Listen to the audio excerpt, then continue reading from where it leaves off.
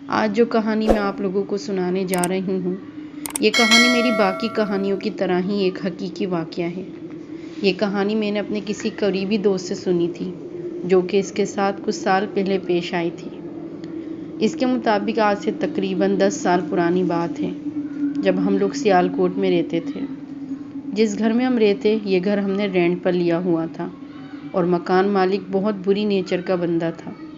ہر ماہ رینٹ بڑھا دیتا تھا، اور جب بڑھانے کی وجہ پوچھو تو لڑنے لگ جاتا تھا۔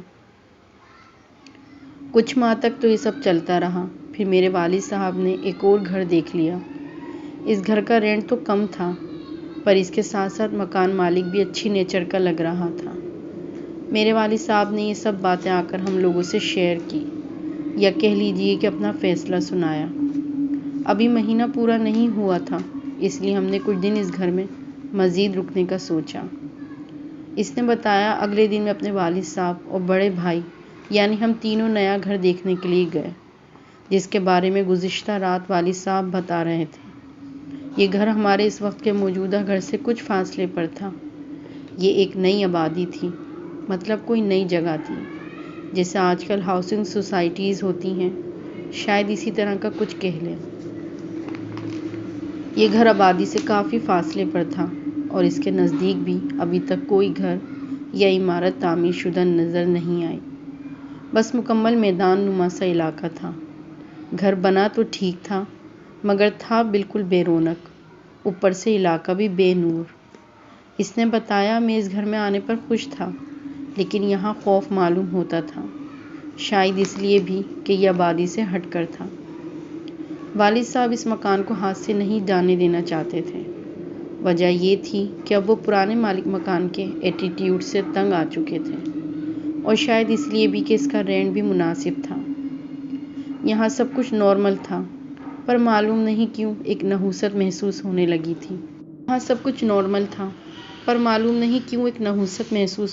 تھی۔ میں اس بات کو لے کر کچھ گھبرا رہا تھا، ایک ڈر سا محسوس ہوتا تھا اس گھر کو دیکھ کر۔ اوپر سے صحن میں ایک پرانا برگد کا درخت لگا ہوا تھا، جو دیکھنے میں بے حد پرانا تھا۔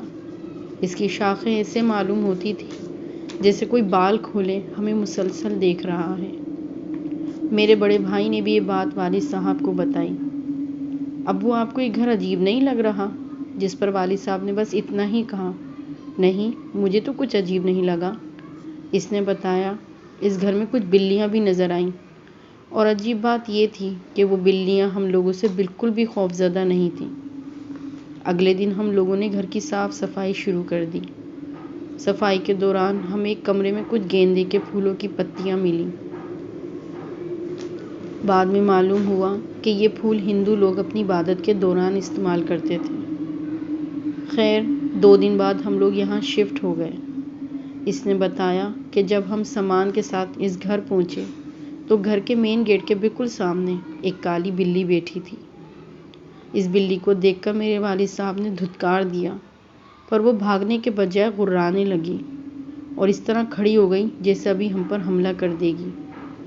خیر، گاڑی سے سامان اتارا جانے لگا۔ اتنی دیر میں وہ بلی معلوم نہیں کہاں غائب ہو گئی۔ ہم نے گھر ایک دن پہلے ہی آ کر صاف کر دیا تھا، اس لیے بس سامان رکھنے کی ہی تکلیف رہ گئی تھی۔ سامان رکھ کے ہم لوگ بالکل تھک گئے تھے۔ رات کا کھانا کھا لینے کے بعد ہم لوگ اپنے اپنے بستروں پر جاتے ہی تھکن کی وجہ سے سو گئے۔ رات کے کسی پہر ہمیں صحن سے بلیوں کے رونے کی آوازیں آنے لگیں، جن کو سن کر ہم لوگ خوف کے دائرے میں آ گئے۔ ابو اٹھ کر باہر گئے اور انہیں دھتکار دیا، جس کے بعد ہماری جان میں جان آئی۔ صبح سب لوگ اٹھے تو صحن میں کسی جانور کا کٹا ہوا سر پڑا تھا، اور ایک بلی اسے نوچ نوچ کر کھا رہی ہے۔ میں نے جب اسے دیکھا تو ڈر کے مارے شور مچا دیا۔ عجیب بات تو یہ تھی کہ وہ بلی شور کے باوجود بھی وہاں سے نہیں بھاگی، جیسے اسے فرق ہی نہیں پڑا۔ ابو نے ایک لکڑی کی چھڑی ہاتھ میں اٹھائی اور 2-3 بار زمین پر ماری، جس سے وہ بلی سر سمیت بھاگ گئی۔ مجھے حیرت ہوئی، ایک بلی کیسے کسی اتنے بڑے جانور کا سر اپنے دانتوں میں دبا کر بھاگ رہی ہے؟ وہ سر تو شاید بلی سے بھی بڑا لگ رہا تھا۔ ایک عجیب بات تو یہ تھی کہ اس پورے علاقے میں کوئی بھی کسائی نہیں تھا، تو پھر یہ بلی وہ سر لائی کہاں سے تھی؟ وہ سر بالکل ایسا تھا جیسے اس کے اوپر کی کھال کسی نے انتہائی مہارت سے اتاری ہو، اور ایسا کام تو کوئی کسائی ہی کر سکتا ہے۔ اس نے بتایا، ہم لوگ یہ سب دیکھ کر بہت ڈر گئے تھے، پر ابو نے ہنس کر کہا، اس میں ڈرنے والی تو کوئی بات نہیں ہے۔ یہ اتوار کا دن تھا، اس لیے ہم سب لوگ گھر پر ہی تھے۔ میرا بھائی اور میں آس پاس کسی پرچون کی دکان کی تلاش میں موٹر سائیکل پر نکلے تاکہ کچھ راشن وغیرہ لے آئیں۔ جب ہم گھر سے نکلنے لگے تھے تو ہم دونوں بھائیوں نے درخت پر وہی بلی دیکھی جو ہماری جانب مسلسل ٹکی لگا کر دیکھ رہی تھی۔ میرا بھائی اور میں آس پاس کسی پرچون کی دکان کی تلاش میں موٹر سائیکل پر نکلے تاکہ کچھ راشن وغیرہ لے آئیں۔ جب ہم گھر سے نکلنے لگے تو ہم دونوں بھائیوں نے درخت پر وہی بلی دیکھی۔ وہ ہماری جانب مسلسل ٹکی لگا کر دیکھ رہی تھی۔ اس گھر میں بہت سی بلیاں تھیں، پر اس بلی سے عجیب سا خوف آنے لگا تھا۔ اس کی ایک آنکھ تھی ہی نہیں۔ سب بلیاں کالی تھیں، پر اس بلی کی ایک آنکھ ہی اس کی پہچان تھی۔ اس نے بتایا، ہم نے جلد ہی ایک پرچون کی دکان ڈھونڈی اور سامان لے کر واپس آ گئے۔ دن اسی چہل قدمی میں گزر گیا اور رات ہو گئی۔ رات کے کسی پہر اس کے والد صاحب کی آنکھ کھلی اور وہ شاید باتھ روم کے لیے نکلے تو وہی بلی نظر آئی۔ انہوں نے اسے بھگانے کی کوشش کی تو وہ کہیں غائب ہو گئی۔ اس نے بتایا، گرمیوں کے دن تھے اور ہمیں اس گھر میں رہتے ہوئے 1 ہفتہ ہو گیا تھا اور روز ہی کچھ نہ کچھ عجیب دیکھنے کو ملتا۔ اب والد صاحب کو بھی یہاں کسی پراسرار چیز کے ہونے کا احساس ہو گیا تھا، پر شاید وہ اس لیے خاموش تھے کہ ہماری فیملی میں ایک وہی تھے جو ہم سب کو سنبھالے ہوئے تھے۔ اس نے بتایا، یہ سلسلہ جاری رہا۔ ہم عشاء کے بعد ہر رات ہی کچھ نیا دیکھتے، جیسے کہ درخت پر سرخ روشنیاں، بلیوں کا رونا، پوجا کے پھول جو صفائی کے دوران ملتے رہتے تھے۔ اس نے بتایا، سچ بتاؤں تو اب شاید ہمیں اس سب کی کہیں نہ کہیں عادت سی ہو گئی تھی۔ اب بلیوں کے رونے پر ابو بھی انہیں دھتکارتے نہیں تھے، بس خاموش ہو کر یہ سب سنا کرتے تھے یا کبھی اس سب کو اگنور کرتے تھے۔ پر ایک چیز تو ظاہر تھی، اور وہ یہ کہ ہم سب گھر والوں کا ایٹیٹیوڈ کافی بدل گیا تھا۔ ایک رات تو حد ہی ہو گئی۔ ہم سب ایک ہی کمرے میں بیٹھے ہوئے تھے اور کسی ضروری ٹاپک پر ڈسکشن چل رہی تھی کہ ہمیں صحن میں سے ناچنے گانے کی آوازیں آنے لگیں۔ معلوم پڑتا تھا جیسے کچھ عورتیں کچھ گا رہی ہیں، شاید کسی چیز کی خوشی منا رہی ہیں۔ ہم لوگوں کے آس پاس تو کوئی گھر تھا ہی نہیں اور گھر کے باہر بھی کچھ ایسا نہیں تھا، تو یہ بات واضح تھی کہ آواز صحن سے آ رہی ہے۔ ہم لوگ اتنے خوف زدہ ہو گئے کہ اتنی ہمت نہیں ہوئی ایک بار باہر جا کر دیکھ لیں۔ میں خاموشی سے اس کی بات سن رہی تھی۔ پھر اس نے کہا، آج بھی وہ سب سوچتی ہوں تو رونگٹے کھڑے ہو جاتے ہیں۔ پھر میں نے اس سے پوچھا، تم لوگوں نے عالم سے رابطہ کیوں نہیں کیا؟ میری اس بات کا اس نے جواب دیا اور کہانی آگے بڑھائی۔ میں نے بھی اصرار نہیں کیا۔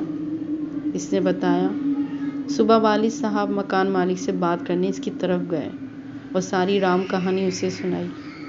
پہلے تو اس نے ماننے سے انکار کر دیا اور یہ بات کہہ ڈالی، صوفی صاحب آپ اس دور میں بھی پتھروں کے زمانے کی باتیں کر رہے ہیں، جس پر والد صاحب غصہ ہو کر بولے، اللہ کے بندے، یہ سب میں نے اپنی آنکھوں سے دیکھا اور سنا ہے، تم اب بھی مجھے جھٹلا رہے ہو؟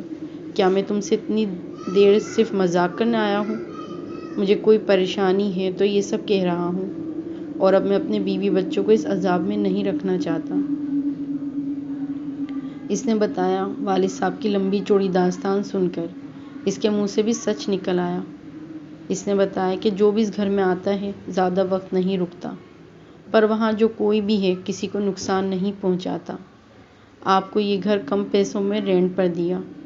اب اس نے اتنا ہی بولا تھا کہ والد صاحب نے اسے 2-3 سنا دی اور واپس آ گئے۔ اس نے بتایا، جب وہ گھر پہنچے تو والدہ گھر سے باہر کھڑی ہوئی تھی۔ وہ بہت ڈری ہوئی تھی۔ معلوم کرنے پر انہوں نے بتایا، میں نے صفائی کے دوران برآمدے میں ایک آدمی کو دیکھا۔ اس کے ماتھے پر ہندوؤں والا نشان لگا تھا۔ وہ آدمی دیکھنے میں بے حد خوفناک تھا۔ اس کی ایک آنکھ نہیں تھی۔ والد صاحب نے امی کو کسی طرح بہلایا اور گھر لے آئے۔ میں اسکول میں تھا جب والد صاحب و بھائی مجھے لینے آئے۔ ہم لوگ اپنی پھپھو کی طرف آ گئے جو اسی شہر میں رہتی تھی۔